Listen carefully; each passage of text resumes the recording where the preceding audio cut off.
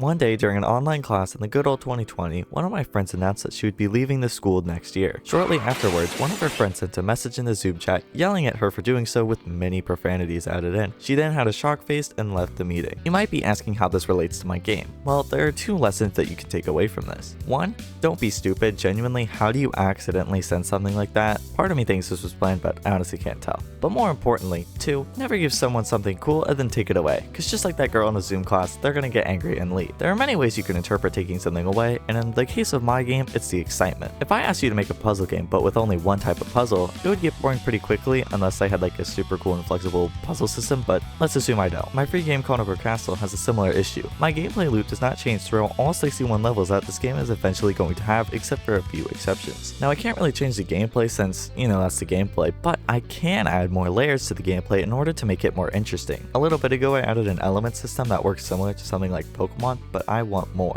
Now I can't add too much complexity to my game because then it'll be really hard to understand. However, there is a nuance to this, and there's a way to add a bunch of complicated features to your game without overwhelming the player. And that secret method is spacing the features out. Instead of introducing all my gameplay intricacies in one tutorial, I naturally space them out and make them come in handy when they would be most useful and naturally progress the difficulty. I've done something kind of like this with the element system, where you don't see elemental enemies until later into the game, since they are harder versions of enemies after all. I've also made it pretty easy to figure out the system since I changed the color of the damage text depending on the multiplier, and you can see what elemental type enemies and cards are in game, but also through their designs, which I think turned out very well. But now it's time for a more roguelike feature, something that you can switch out and experiment with, that changes the gameplay depending on what you slot in. Luckily, this type of system is already a thing, and it doesn't really have a concrete name, but it's similar to something like the charms in Hollow Knight. I've also never played Hollow Knight, by the way. I mostly got this idea from the perk system in Nine Kings, go to game by the way. I've taken some inspiration from this game for other things because I just really like how this game looks and feels. Obviously, I can't just steal something and add it into my game, so I am gonna have to put a little twist on it. Future me here, this is literally just the same system as Hollow Knight. But it's also good to note that none of these games own the idea of having charms or perks or whatever you want to call it. Kind of off topic, but it really annoys me when I see people claim games are just stealing from other games when it's literally the most basic concept that they're adapting. I swear to God, you can make an FPS game that takes place in hell and someone would call it an Electrico ripoff. Anyway, that's enough metaphors and wasting your time, so let's start making a system of our own. Also, thank you guys for the support on the vlog. You guys are super awesome. That probably sounds super creepy.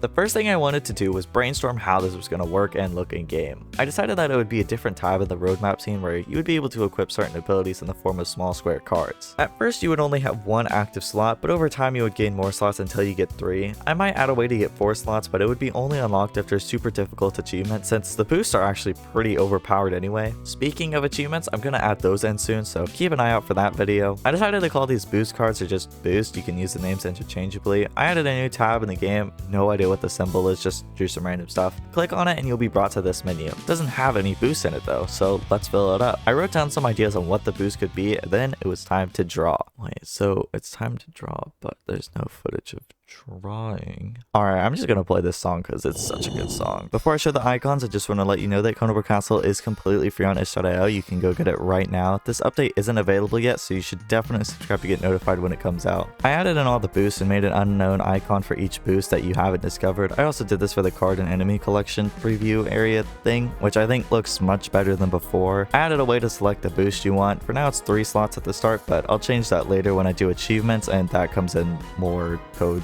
Yeah, this was way harder than I thought it was going to be just to get the system of clicking and clicking again, but it is there and it does work. So now it's time for the part that's going to be way harder, which is coding the boost. The way I store the boost in the code makes it a little hard to grab and reference them, so it'll certainly be a doozy. Unfortunately, I didn't record me coding because it's just boring and there's not really a lot to say. It's kind of difficult to make these videos longer than 5 minutes since most of the development process is just tedious work. 70% of the time I've been spending on my game has literally just been assigning values to random objects.